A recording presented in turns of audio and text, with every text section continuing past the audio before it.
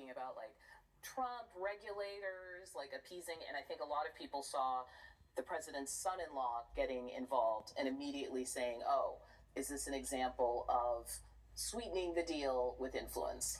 It's going to be tough to sweeten the deal with influence from that regard, because President Trump can try to persuade his DOJ one way or another. But at the end of the day, if the DOJ decides that they need to sue to block a deal, it's going to come down to an independent judge. The sway that the president has is in two places. One, he could try really hard to push his DOJ not to sue to block one merger versus the other. But the woman who runs the antitrust division at the DOJ has been doing this forever. She's well regarded. I don't think she's going to keep that in mind when she's trying to make these decisions.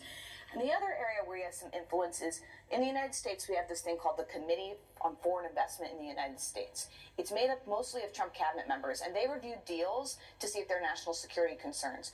Ultimately, the president gets the final say on whether or not deals go through or not.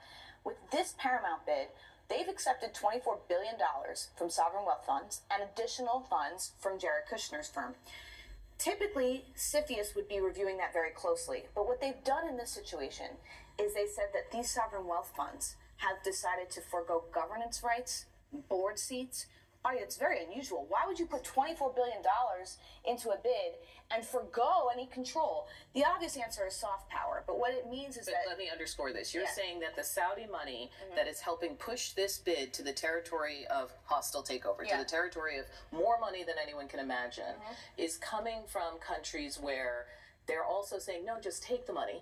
we don't want anything in return.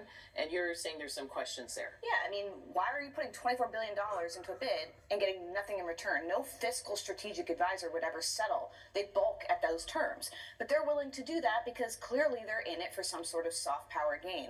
Now, if they didn't renege those terms, if they demanded board seats and things like that, then CFIUS, that government body I was telling you about, would be very likely to reject this deal or take another look at it.